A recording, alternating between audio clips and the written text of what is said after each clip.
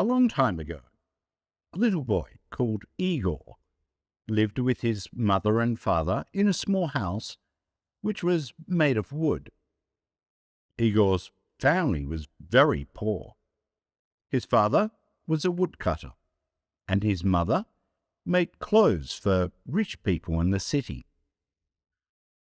Their house was in the middle of a large forest in the north of Russia. In summer, the days were long and the forest was alive with the sounds of birds singing to each other. Igor's father taught him the names of the different birds, and the boy soon knew all their songs. But in winter, the days were very short, and there was deep snow everywhere.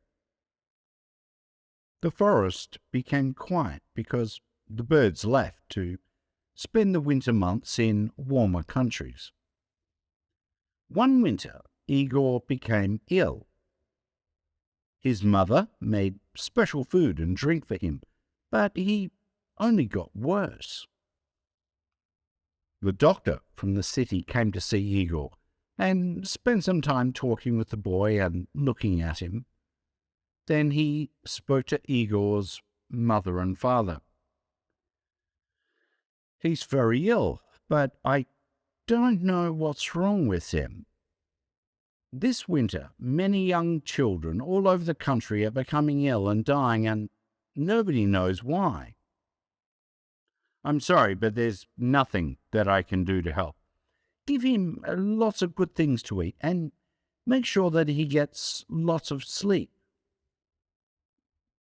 During the next few days, Igor got worse. He became iller and iller. He spent all day in bed and became bored with his toys.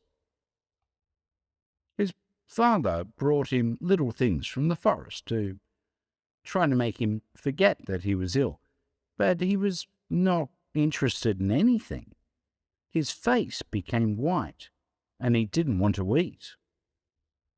Sometimes at night he had a fever, and then he dreamt that he was flying above the forest, looking at his family's little house far below him.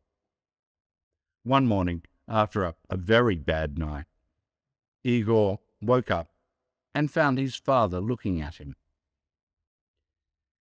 "Is there anything that you want?" said his father.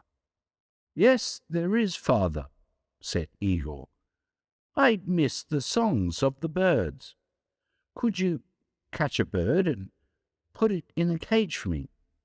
If you put the cage above my bed, I can listen to the birds singing and remember the sounds of the forest." "Of course, little Igor," said his father, smiling. "I'll bring you your bird tomorrow." But he knew that now it was winter.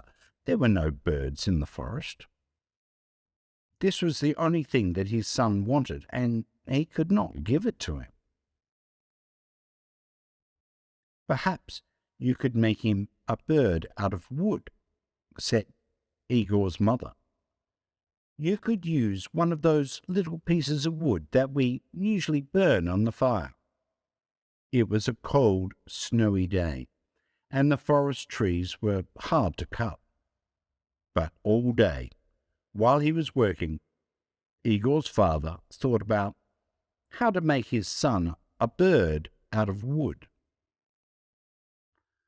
"Of course it'll never sing," he said to himself, "but perhaps if it's very beautiful, little Igor will like it just the same."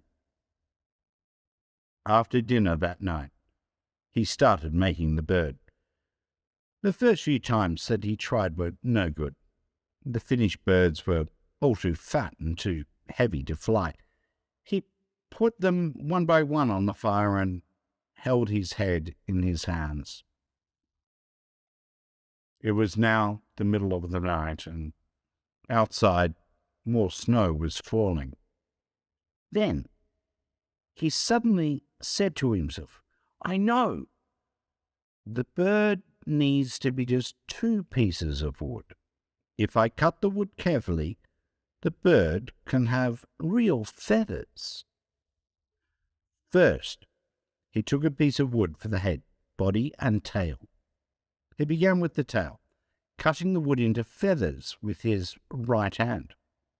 Then, with his left hand, he smoothed out the feathers. When he was happy with the tail, he took some more wood for the wings. He cut them out carefully. It all took a long time because sometimes the feathers broke and he had to start again. But in the end, he finished it. While the sun was beginning to come up, he showed the bird to his wife. "It's beautiful," she said, "but it's not ready yet." She took a needle and some thread and carefully sewed the ends of the tail feathers and wing feathers together. Soon the feathers were all together, just like on a real bird. Then she tied a long thread to the middle of the bird's back. This way they could hang it above Eagle's bed. They looked at the bird together. "Now that it's ready," said the woodcutter, "I'll take it into little Eagle's room." Eagle was asleep. Very quietly, the father hung the bird above the boy's bed. He stood back and looked at it. The bird turned slowly on its thread. The woodcutter went happily to his bed to rest after his long night's work. Later that morning, he went back into Eagle's room. The bird was turning slowly above Eagle's head.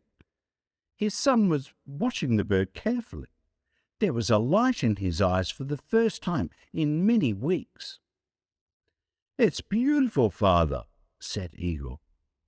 "Thank you, but I've never seen a bird like it before in the forest. What's it called?"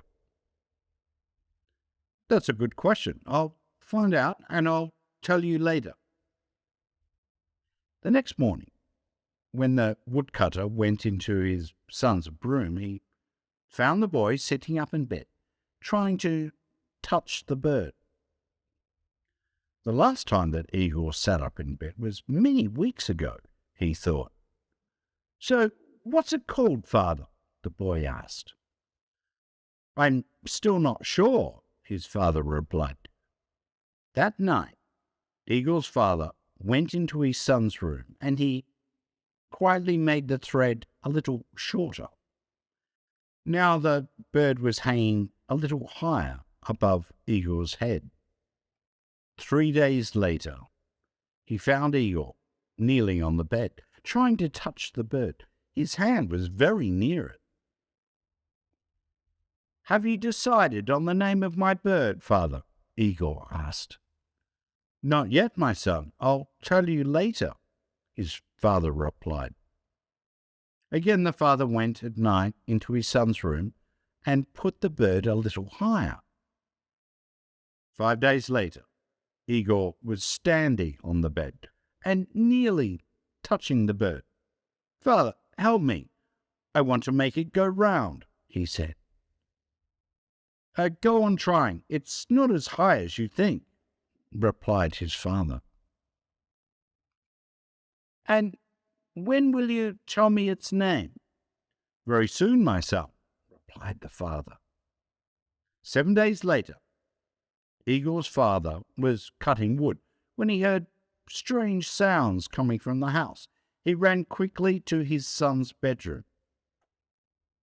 Eagle was jumping up and down on his bed, laughing. Above his head, the bird was going round very fast. "Look, father, I touched the bird," shouted Eagle happily. "Now please tell me, what's its name?" "It's called the Bird of Happiness," his father replied. And his mother, standing in the door, smiled to see her young son so full of life once more. And thank you for watching.